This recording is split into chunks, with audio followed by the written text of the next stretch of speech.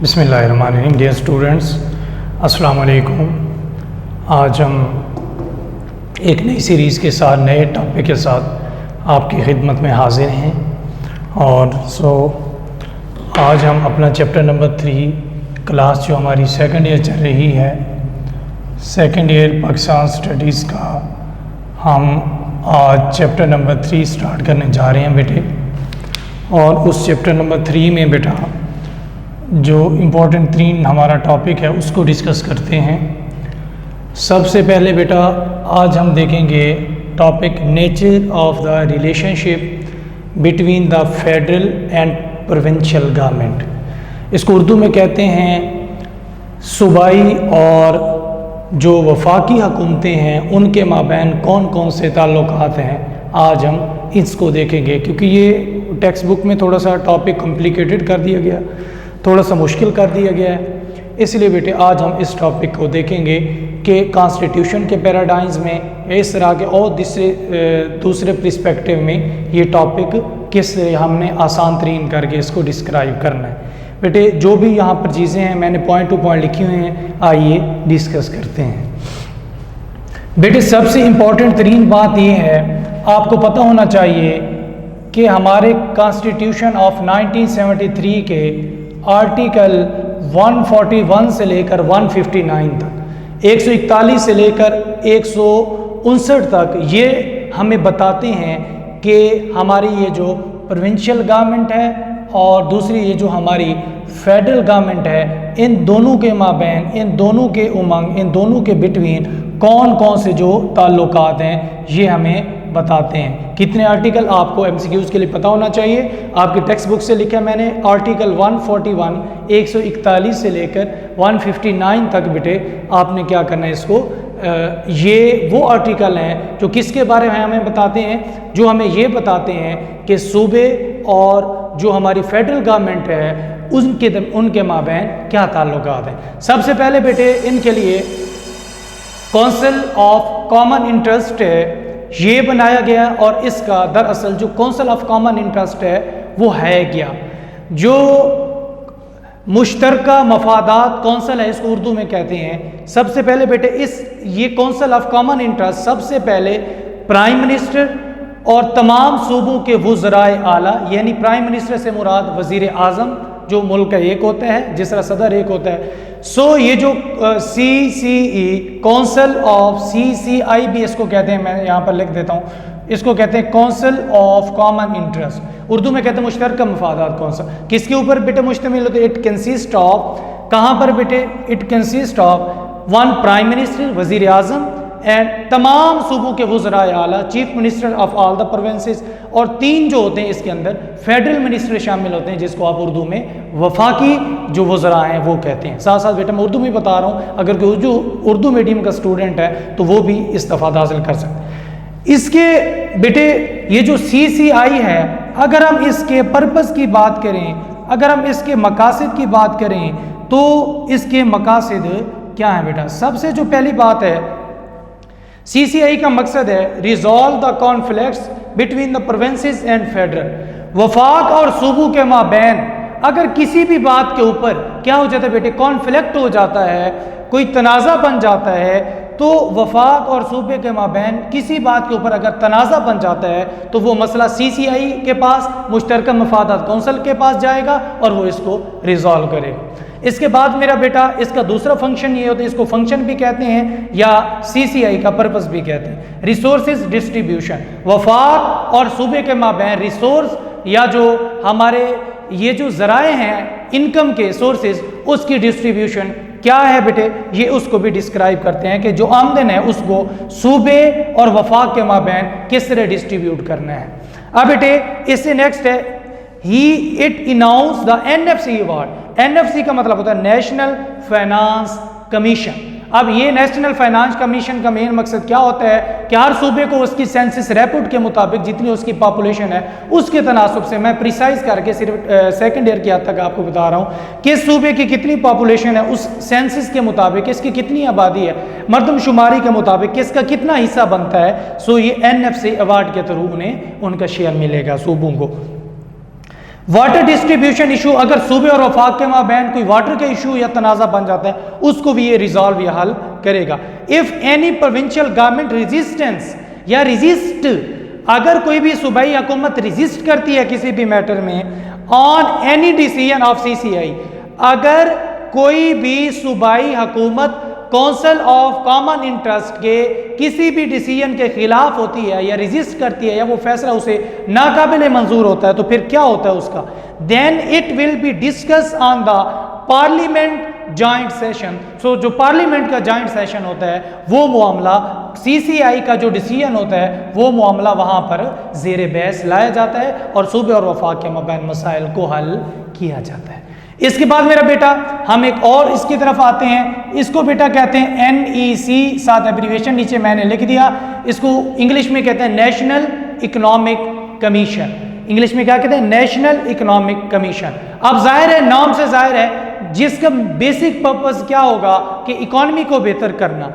अब बेटे अगर हम इसकी बात करें, सबसे पहले इसको कौन लुक आफ्टर करता है, कौन इसको हेड करता है, president having the authority to make the NEC।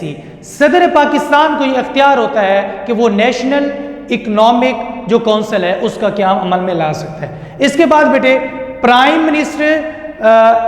Minister and all chief minister of all the provinces, यानी वजीर आजम और तमाम सूबों के वज़राए आला इस NEC कमीशन के क्या होते हैं बेटे, ये मेंबर्स होते हैं। अब इसके बाद मेरा बेटा ये यानी कि ये दोनों दे मेड द इकोनॉमिक, यानी ये मुआशी सूरत हाल की अगर हम बात करें, इकोनॉमिक सेटअप की बात करें, यानी सोशल जो ज़िंदगी है, समाजी सेटअप की बात करें, या बिजनेस या कारोबार की रिलेटेड जितनी भी पॉलिसी हैं, यानी मुआशी, समाजी और बिजनेस यानी कारोबार के रिलेटेड जितनी भी पॉलिसियाँ हैं, ये जो NEC है, नेशनल इकोनॉमिक काउंसिल, ये इन तमाम तर पॉलिसीज़ को बनाता है।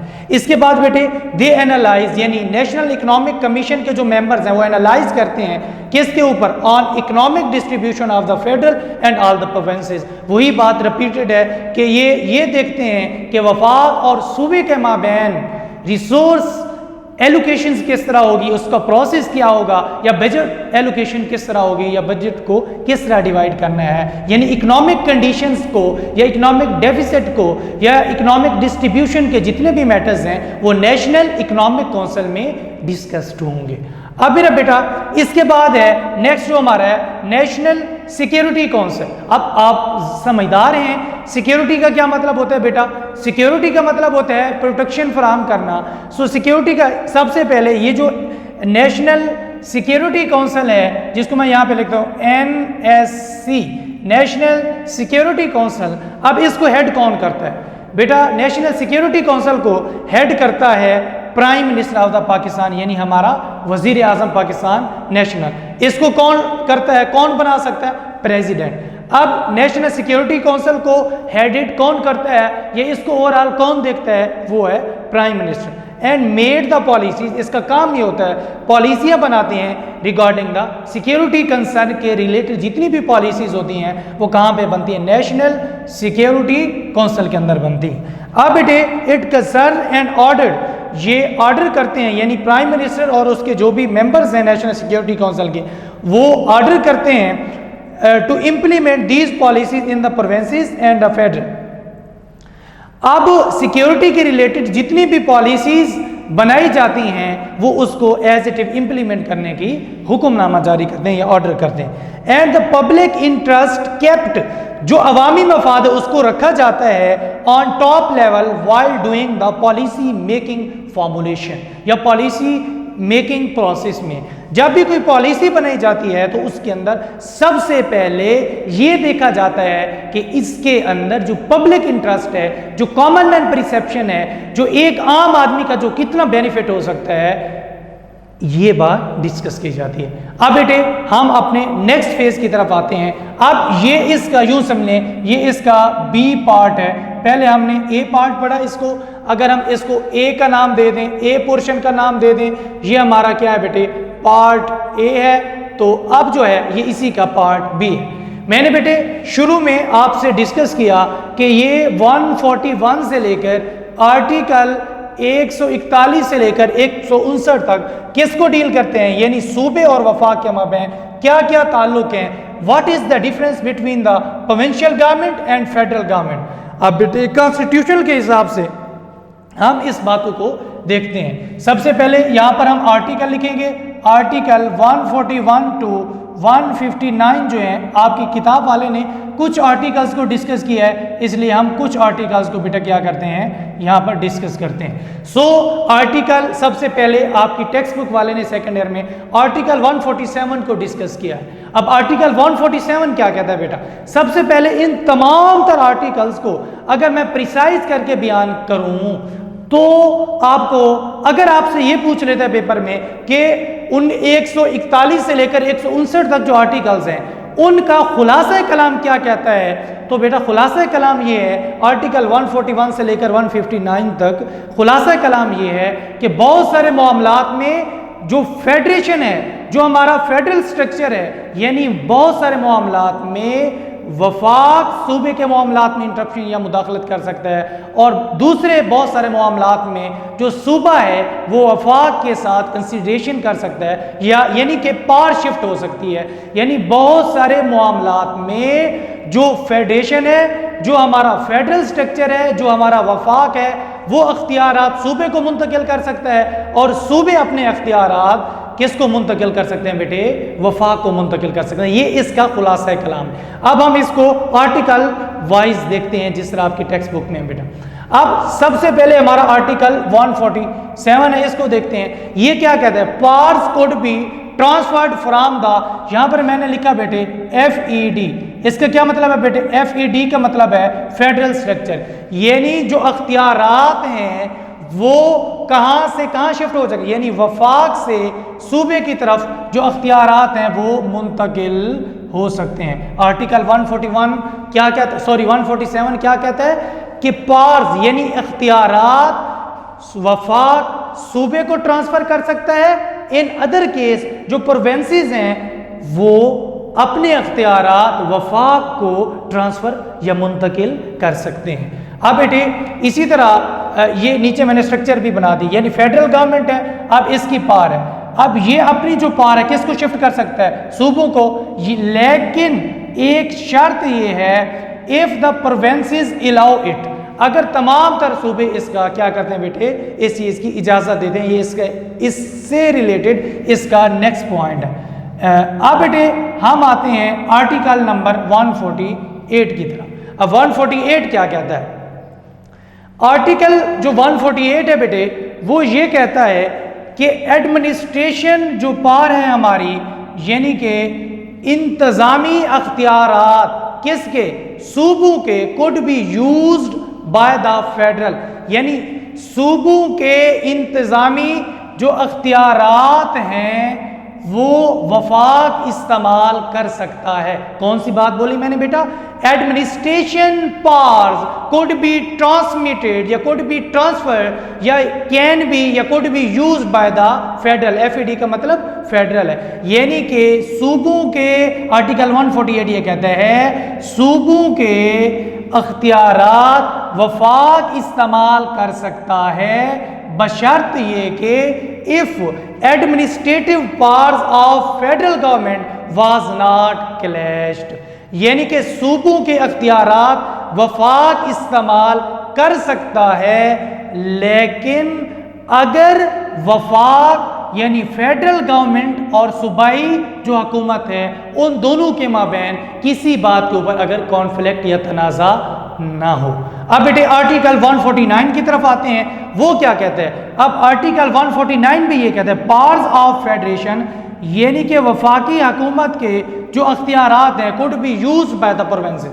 पीछे हमने कौन सी बात की, ये उसके रिवर्स है टोटली, यानी इधर जो है एडमिनिस्ट्रेटिव पावर प्रोविंस से फेडरेशन की तरफ है, यानी सूबाई हुकूमत अपने इंतजामी अख्तियारात किसको सौंप सकती है बेटे, वफाक को। इधर बेटे टोटली जो मैकेनिज्म है वो उल्ट है, इधर है जो सूबे हैं वो अपने अख्तियारात अपनी पावर्स किसको ट्रांसमिट कर सकते हैं बेटे, सूबे वफाक को कर सकते हैं। लेकिन यहाँ पर भी एक टर्म्स एंड कंडीशंस है, वो टर्म्स एंड कंडीशन इफ़ का मतलब होता है अगर administration powers of the federation not clash, यानी कि अगर वफाक के जो इंतज़ामी अख्तियारात हैं अगर वहाँ पर कोई क्लैश नहीं होगा तो तब जो है वो सूबे जो हैं, जिस तरह वफाक सूबों को इंतज़ामी अख्तियारात सौंप सकता है या मुंतकिल कर सकता है, इसी तरह सूबे भी अपने अख्तियारात अगर क्लैश ना हो तो वफाक को मुंतकिल कर सकते हैं। अब बेटे इसके बाद आर्टिकल 152 की अगर हम बात करें, वो क्या कहता है? वो ये कहता है फॉर नेशनल प्रोजेक्ट्स, ये जो हमारे नेशनल प्रोजेक्ट्स हैं यानी कि जिसके अंदर कौमी जो मफाद है वो सबसे ज़्यादा हो, फेडरल गवर्नमेंट जो वफाकी हुकूमत है कुड बी यूज्ड, वो क्या कर सकती है बेटे, जो वफाकी हुकूमत है वो इस्तेमाल कर सकती है लैंड ऑफ द प्रोविंस, यानी जहां पर कौमी मफाद हो तो वफाकी हुकूमत सूबों की जो लैंड है, जो ज़मीन है वो इस्तेमाल कर सकती है और सूबे इस प्रोजेक्ट के खिलाफ यहाँ पर रजिस्ट नहीं कर सके। And the provincial government could not be interruption या इंटरप्टेड या इंटरफेरेंसेस, और ये जो हमारे जो वफाई ये जो हैं इसका मतलब है अगर कौमी कोई भी मफाद या जो पब्लिक इंटरेस्ट है, जो कॉमन सिटीजन है के बेनिफिट्स के लिए, आम शहरी को सहूलत देने के लिए या नेशनल प्रोजेक्ट्स को लॉन्च करने के लिए वफाकी हुकूमत क्या कर सकती है बेटे, वफाकी हुकूमत सूबे की ज़मीन इस्तेमाल कर सकती है और सूबे इसके खिलाफ कोई भी मुदाखलत नहीं कर सकते, क्योंकि उसके अंदर क्या बेटा शामिल होता है, उसके अंदर कौमी मफाद शामिल होता है। अब बेटे आज के लेक्चर का आखिरी जो आर्टिकल है बेटे, अगर हम आखिरी आर्टिकल की बात करें वो बेटे आर्टिकल है 159। 159 आर्टिकल क्या कहता है, फेडरल या ये जो हमारा वफाक है, फेडरल गवर्नमेंट जो हमारी है, यहाँ पर मैं शॉर्ट करके लिख देता हूँ बेटे, ये जो हमारी फेडरल गवर्नमेंट है, federal government could not deny, federal government could not deny, वफाकी हुकूमत क्या बेटे, federal government could not deny, वफाकी हुकूमत जो है बेटे वो इनकार नहीं कर सकती टू प्रोविंशियल गवर्नमेंट, किसको, सूबाई हुकूमत को, for launching the TV channels and जो टीवी चैनल्स है और रेडियो की जितनी भी ट्रांसमिशन है, यहाँ पर मैं सॉरी रेडियो लिखना था, रेडियो अगर लॉन्च करना चाहता है कोई भी सूबा या टीवी का कोई भी चैनल्स, टीवी चैनल्स या अगर रेडियो चैनल्स जो हैं बेटे, अगर कोई भी सूबा अपना अलहदा बनाना चाहता है तो वफाक जो है वो इसके अंदर मुदाखलत नहीं कर सकता, बल्कि वफाक पाबंद है कि फेडरल गवर्नमेंट को not deny to provincial government, जो वफाकी हुकूमत है वो सूबाई हुकूमत के मामलात में डिनाई नहीं कर सकती। कौन से मामलात में बेटे, अगर इफ द प्रोविंशियल गवर्नमेंट, अगर सूबाई हुकूमत क्या करती है, लॉन्चिंग द टीवी चैनल्स, वो टीवी चैनल्स बनाती है, and radio channels and government, और जो हमारी हुकूमत है कैन बी क्या करेगी बेटे, can be impose their terms and condition in such case of cases, अगर जो वफाकी हुकूमत है अगर उसको ये लगता है कि कहीं पर कोई क्लैश आने का ख़तरा है, कोई जो मसाइल आने का खदशा अगर लायक हो रहा है, तो जो वफाकी हुकूमत है वो इनकार तो नहीं कर सकती, लेकिन कुछ टर्म्स एंड कंडीशंस में कुछ जो अपनी टर्म्स एंड कंडीशंस है, कुछ अपनी जो शराइत हैं वो लागू कर सकती है। सो बेटे उम्मीद है मैंने कोशिश की है कि आपको पॉइंट टू पॉइंट वफाक और सूबे के माबैन कौन कौन से ताल्लुकात हैं आपको समझाऊँ। होप सो आपको समझ आ गई होगी। Thank you very much.